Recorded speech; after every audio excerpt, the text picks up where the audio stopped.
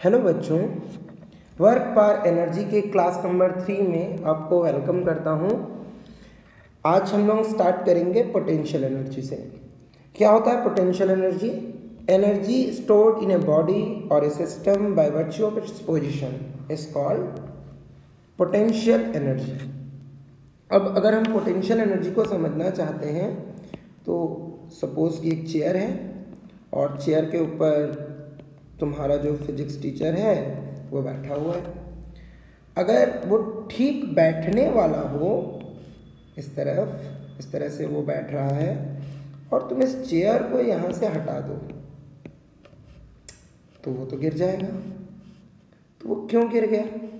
Because of his position. वो यहाँ पर रुक नहीं सकता, वो नीचे गिर जाएगा। इस कारण से उसके अंदर क्या आ गई है? एक एनर्जी आ गई है। इसको हम बोल सकते हैं पोटेंशियल एनर्जी। जब हम लोग किसी स्प्रिंग को कंप्रेस कर देते हैं, एक कंप्रेस्ड स्प्रिंग है, सपोज कि मैंने यहाँ पर एक कोई फिजिकल बैरियर लगा दिया है और ये कंप्रेस्ड स्प्रिंग है। अगर मैं इस फिजिकल बैरियर को हटा दूँ तो तुम जानते हो कि ये स्प्रिंग बहुत तेज़ी से इस तरफ आएगा। तो स्प्रिंग के अंदर भी एक तरह की क्या है? पोटेंशियल एनर्जी है। सपोज कि अगर वाटर जो है वो यहाँ तक है, इस तरह उसका वाटर लेवल है, सपोज किसी टैंक में। अगर हम लोग इस वाटर टैंक में एक प्लास्टिक की बॉल डुबो दें तो किसी एक पोजीशन पर जब हम उसे छोड़ते हैं तो ये ऊपर की ओर आता है। इस पोजीशन के कारण इसके अंदर जो एनर्जी है उसे भी हम लोग क्या बोलेंगे? Potential energy. अभी अगर हम देखें तो हम अपने घरों के ऊपर, बिल्डिंग के ऊपर हम लोग क्या रख देते हैं? सिंटैक्स रख देते हैं और सिंटैक्स में क्या डाल देते हैं? वाटर। यहाँ पर हम लोग वाटर फिल कर देते हैं और ये वाटर जो है with the help of pipes क्या होता है? नीचे की ओर फ्लो करता है और जब भी हमें ज़रूरत होती है हम लोग इसका यूज़ करते हैं। यहाँ पर जो वाटर के पास इकट्ठा है वो उसकी पोटेंशियल एनर्जी है जो वहाँ से नीचे की ओर मूव करती है। जब हम लोग किसी हाइड्रो प्रोजेक्ट देखते हैं जहाँ पर वाटर के थ्रू इलेक्ट्रिसिटी बनाई जाती है, वहाँ भी यही किया जाता है कि हम लोग वाटर को एक हाइट तक कलेक्ट कर लेते हैं और वहाँ से जो पोटेंशियल एनर्जी है उसे पहले काइनेटिक एनर्जी में फिर बाद में इलेक्ट्रिकल एनर्जी में कन्वर्ट करते हैं। तो इस तरह से हम लोग पोटेंशियल एनर्जी को एक्सप्लेन कर सकते हैं। What is potential energy? The energy stored in any object और in any system by virtue of its position is defined as potential energy। अभी इसमें जो हम लोगों का पहला टॉपिक बनता है वो है ग्रेविटेशनल पोटेंशियल एनर्जी।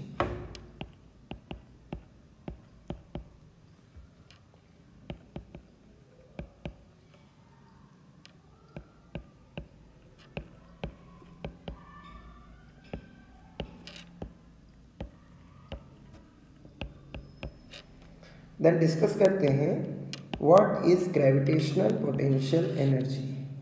जब भी हम लोग किसी ऑब्जेक्ट को ग्रेविटी के अगेंस्ट किसी हाइट तक लेके जाते हैं तो उसमें एक तरह का जो पोटेंशियल एनर्जी है वो डेवलप हो जाता है। उसे हम लोग बोलते हैं ग्रेविटेशनल पोटेंशियल एनर्जी। सपोज कि ये एक अर्थ सरफेस है और अर्थ सरफेस से हम एक ऑब्जेक्ट जो कि कुछ इस तरह का है, इस ऑब्जेक्ट को एक हाइट तक लेकर के जाते हैं। ये सरफेस ऑफ अर्थ है, यहाँ से मैं उसे एक हाइट तक लेके जा रहा हूँ। Suppose the height is h। अब अगर ये m मास का ऑब्जेक्ट है तो इस पर ग्रेविटेशनल फोर्स कितना लग रहा होगा? mg downwards. जब तक मैं इसके इक्वल फोर्स न लगा लूँ मैं इसको ऊपर ले जा नहीं सकता। तो अगर मैं इसके ऑलमोस्ट इक्वल फोर्स लगाता हूँ अपवर्ड डायरेक्शन में तो ये ऊपर की ओर मूव करने लगेगा। और उस केस में अगर मैं वर्क फाइंड करना चाहूँ, what is the work done? Then work done to displace object, तो ये हो जाएगा F into H, force into displacement, cos 0 degree. Because force जो है वो डिस्प्लेसमेंट के डायरेक्शन में, डिस्प्लेसमेंट h ऊपर की ओर है और जो फोर्स हमने लगाया है वो भी ऊपर की ओर है।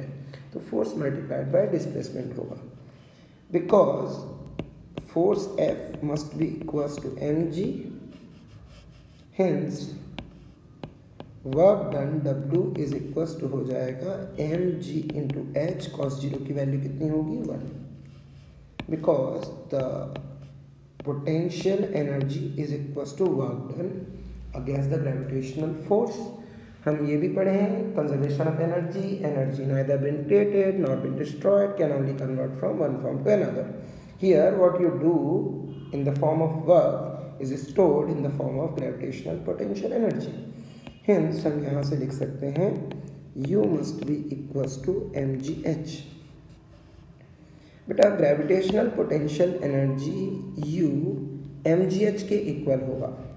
हम लोग आगे जब mgh को डिस्कस करेंगे, है ना, तो जब हम इसको ग्रेविटी चैप्टर में डिस्कस करेंगे, ग्रेविटेशन चैप्टर में डिस्कस करेंगे बेटा, तो इसको चेंज इन पोटेंशियल एनर्जी के फॉर्म में डिस्कस करेंगे।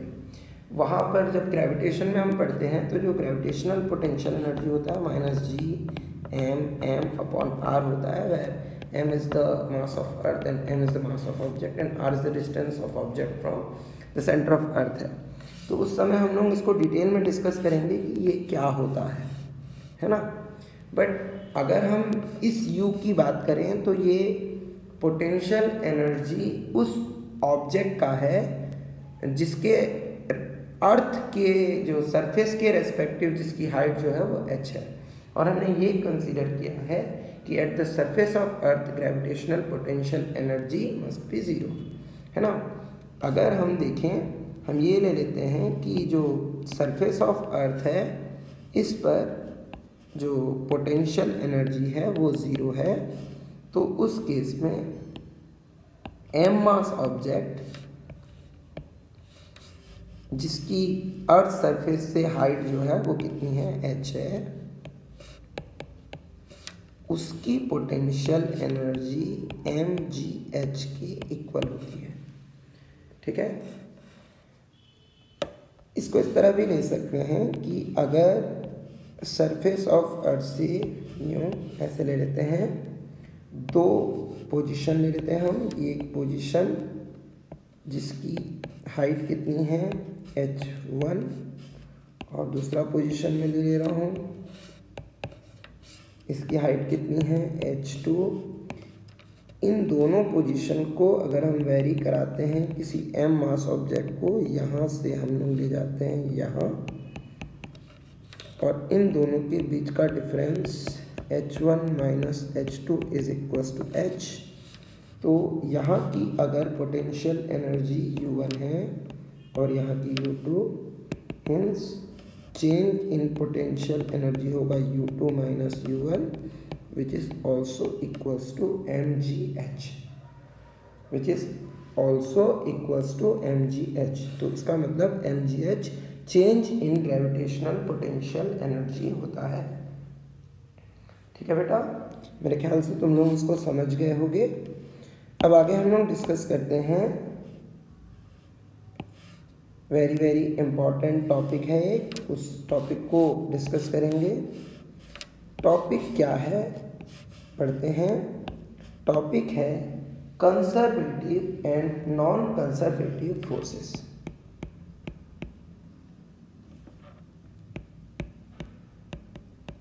Conservative and non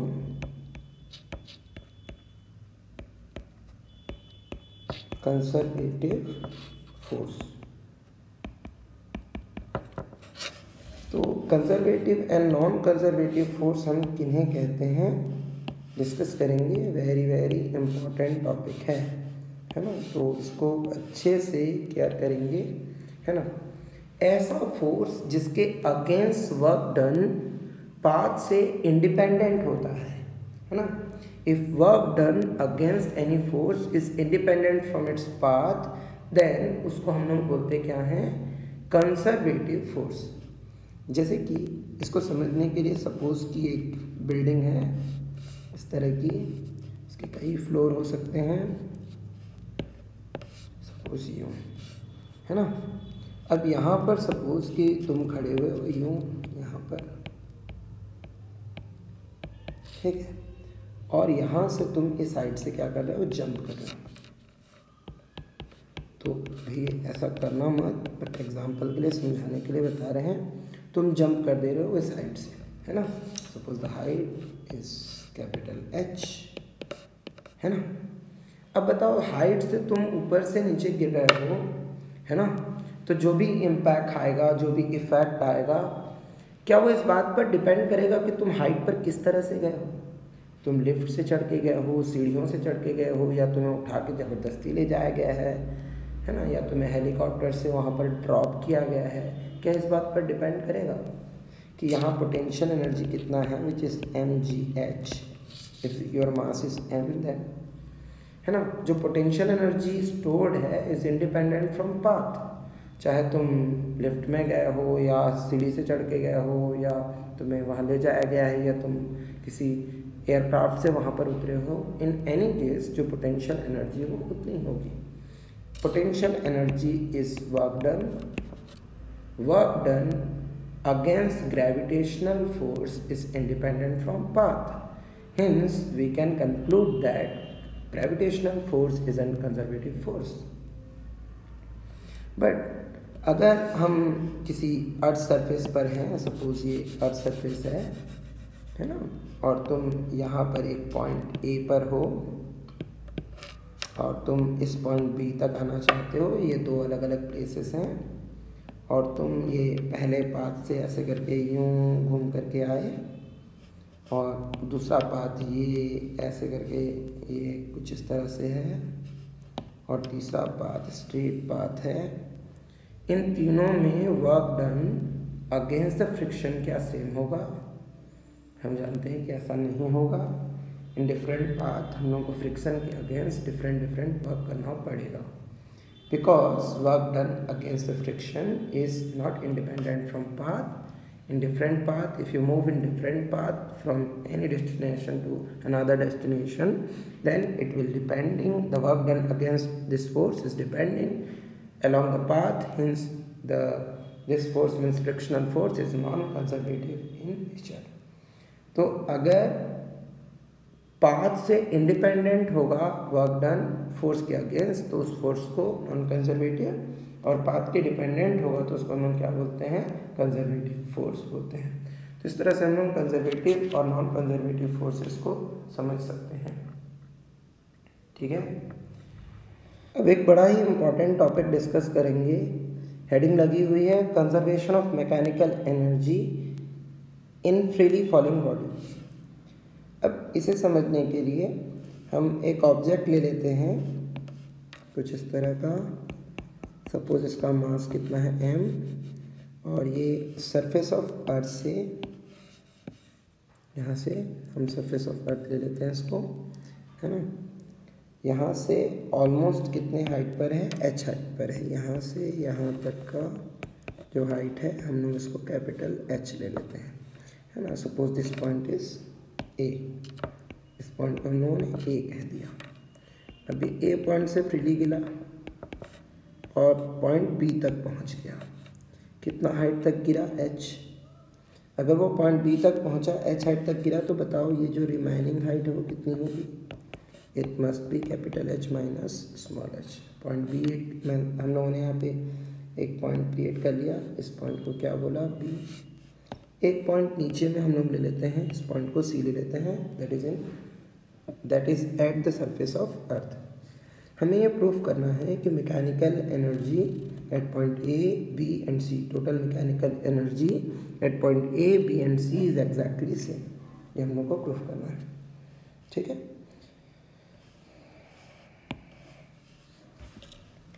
total mechanical energy must be equals to kinetic energy plus potential energy. ठीक, हम ये जानते हैं कि टोटल मैकेनिकल एनर्जी किसके इक्वल होती है, kinetic energy and potential energy, है ना। तो हम लोग ये सब निकालने की कोशिश करेंगे, kinetic energy and potential energy, है ना। तुमको ये फैक्ट पता होना चाहिए। ठीक है।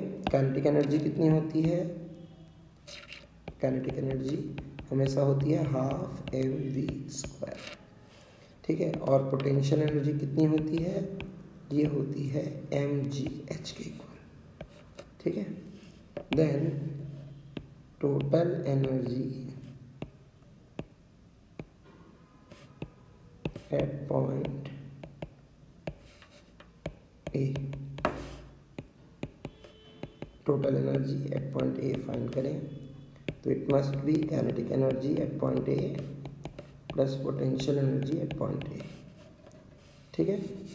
अगर हम ये ले लेते हैं कि object is just left from point A, तो ए पॉइंट से अगर लेफ्ट करेंगे तो उसकी इनिशियल वेलोसिटी जो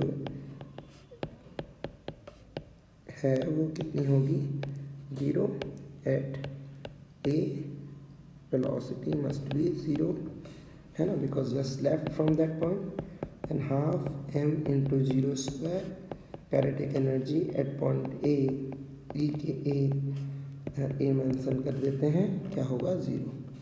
बट अगर मैं potential energy at point A लूँ तो mass of object is m, ठीक, g the height of point A must be capital h होगा।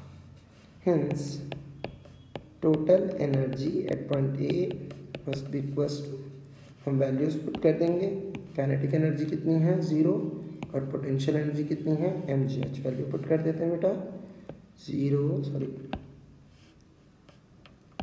वैल्यूज होंगी, पुट कर देते हैं 0 plus mg capital H is must be mgh, just taken as equation number 1। अब अगर मैं इसी तरह से टोटल एनर्जी एट पॉइंट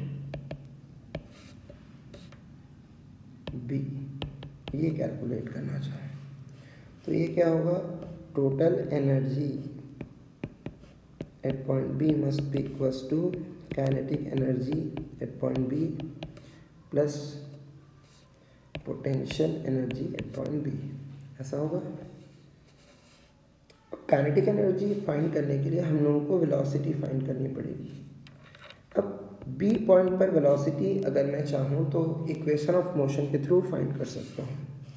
ध्यान देंगे जो पॉइंट यू है, ए है, सॉरी जो पॉइंट ए है वहाँ पर इनिशियल वेलोसिटी कितनी है 0, और जो पॉइंट बी है उस पर अगर मैं वेलोसिटी फाइंड करना चाहता हूँ, इस बीच में टोटल डिस्प्लेसमेंट कितना हुआ है h, और जो ऑब्जेक्ट मूव किया है वो किससे किया है, ग्रेविटेशनल एक्सेलरेशन g से। तो हम लोग इसके थ्रू निकाल सकते हैं, बिकॉज हमें इनिशियल वेलोसिटी पता है, फाइनल वेलोसिटी फाइंड करना है, डिस्प्लेसमेंट एंड ग्रेविटेशनल एक्सेलरेशन पता है। फिर हम लिख सकते हैं from third equation of motion, क्या होता है बेटा third equation, v square is equal to u square plus 2as। हम लिख सकते हैं v square is equal to va square plus 2 into G into H. va 0 था, वेलोसिटी है 2gh, तो velocity at point B vb square is equal to क्या हो जाएगा 2gh, ऐसा हो। Kinetic energy at point B must be equals to half M vb square, velocity values put कर देते हैं, half m into words vb square it is 2gh। यहाँ से हम क्लियरली देख रहे हैं 2 and 2 get cancelled. Then kinetic energy at point B must be equals to mgh। What is the potential energy, potential energy of point B mg। Height of B कितना है check करो, from surface of earth height of B clearly दिखाई दे रहा है बेटा, height of B कितना है देखो h माइनस एच क्लियरली। तो हम यहाँ पे क्या यूज़ कर सकते हैं, यहाँ पर हम यूज़ कर सकते हैं capital H minus h. Hence the total energy at point B must be equals to kinetic energy at point B which is mgh plus potential energy at point B which is mgh minus h. यहाँ से हम mg common निकाल सकते हैं, h plus capital h minus h होगा, clearly small h get cancel. तो total energy at point B must be equals to m G capital H. इसको ले लेते हैं इक्वेशन नंबर 2। अगर हम इसी तरह से total energy at point C जो कि सरफेस ऑफ अर्थ है इसको निकालना चाहें, ये होगा kinetic energy at point C plus potential energy at point C. बेटा अगर हम kinetic energy at point C निकालना चाहते हैं तो हमें वेलोसिटी फाइंड करनी पड़ेगी। और इस सिचुएशन के लिए अगर हम देख रहे हैं तो कुछ इस तरह से देख सकते हैं। सपोज़ यहाँ पे अगर हम चेक करेंगे तो ए पर हमको वेलोसिटी क्या है, 0 है, और सी पर मैं वेलोसिटी फाइंड करना चाह रहा हूँ। इस बीच में ऑब्जेक्ट कितना गिरा, तो कैपिटल एच हाइट गिरा है। कौन से एक्सेलरेशन से गिरा है, तो एग्जैक्टली जी एक्सेलरेशन से गिरा है। तो इसका यूज़ करके, इस डाटा का यूज़ करके मैं वेलोसिटी एट पॉइंट सी निकाल सकता हूँ, बिकॉज हमको पता है ना, बिकॉज हमें पता है velocity at point A is 0, acceleration is gravitational acceleration, displacement is H, then velocity at point C मुझे फाइंड करना है। तो क्या यूज़ करूँगा, from third equation of motion हम क्या लिख सकते हैं, V square is equals to u square plus 2as। हम लिख सकते हैं V C square is equals to V A square plus 2 into G into displacement कितना है, H equal the total height. V C square is equals to V A 0 है तो 0 का square हो जाएगा 2 into G into H, then V C square हो जाएगा 2gh। Hence हम अगर चाहें तो kinetic energy at point C अगर फाइंड करना चाहें, ये क्या होगा, half M V C square, half M, और तो V C square value 2g capital H. Clearly देख रहे हैं 2 से 2 क्या हो गया, कैंसिल। और हमें पता है kinetic energy at point C must be M G capital H. अब अगर मैं potential energy at point C find करना चाहूँ तो हम देख लेते हैं कि पॉइंट सी कहाँ पर है। The point C is at the surface of earth. अगर वो सरफेस ऑफ अर्थ पर है तो उसकी हाइट कितनी होगी, 0। और हम जानते हैं पोटेंशियल एनर्जी का फॉर्मूला mgh होता है, तो mg इंटू 0 मस्ट बी 0। अगर हम इस तरह से total energy at point C find करना चाहें तो ये क्या होगा, kinetic energy at point C plus potential energy at point C. Kinetic energy at point C is mgh, potential energy is 0, then ये हो गया mgh के equal total energy at point C. इसको मैं लेता हूँ इक्वेशन नंबर 3। अच्छा बेटा, ऑब्जर्व करने की बारी आ गई। अगर हम ऑब्जर्व करना चाहें तो यहाँ से ऑब्जर्व कर सकते हैं total energy at point C is mgh, the total energy at point B is mgh, the total energy at point A is also mgh। It means during free fall the total mechanical energy of object do not change. Hence we can conclude that during free fall the total energy is conserved. एक और चीज़ check करें, अगर हम लोग point A पर potential energy check करते हैं, और the potential energy at point A, the potential energy at point A must be mgh। And अगर हम kinetic energy at point C check करें तो kinetic energy at point C is also mgh। इसका मतलब तुम समझ सकते हो कि फ्री फॉल में जो पोटेंशियल एनर्जी था वो नीचे आते समय किस में कन्वर्ट हो गया, काइनेटिक एनर्जी में। तो h हाइट से गिरने के बाद जब ऑब्जेक्ट सरफेस को हिट करा तो whole potential energy is converted to kinetic energy. ठीक है, मतलब ड्यूरिंग फ्री फॉल ऊपर जो पोटेंशियल एनर्जी होती है वो नीचे आने पर काइनेटिक एनर्जी में कन्वर्ट हो जाती है। बेटा अगर सोचो कि तुम, है ना, सपोज कि तुम यहाँ हो और तुम्हारे हाथ में एक बॉल है। तुम अगर बॉल को नीचे से ऊपर फेंकते हो तो जब तुम नीचे से उसको फेंकते हो तो तुम उसे क्या देते हो, काइनेटिक एनर्जी। जैसे जैसे बॉल ऊपर जाती है वो क्या गेन करती है, पोटेंशियल एनर्जी।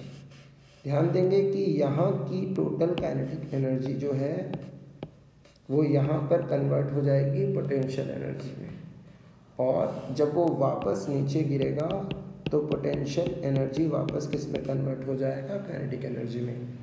तो नीचे से जो हम काइनेटिक एनर्जी प्रोवाइड करते हैं वो ऊपर जाने पर पोटेंशियल एनर्जी में कन्वर्ट होता है, और जो पोटेंशियल एनर्जी हो नीचे आने पर काइनेटिक एनर्जी में कन्वर्ट होता है।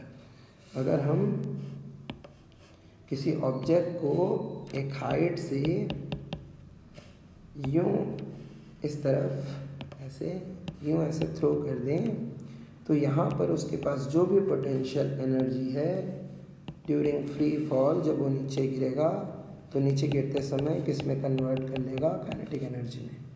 ठीक है, तो potential energy can converted to kinetic energy and kinetic energy can converted to potential energy, but you have to remember it, the total mechanical energy must be conserved. ठीक है, इससे हमारे बहुत सारे न्यूमेरिकल बनते हैं।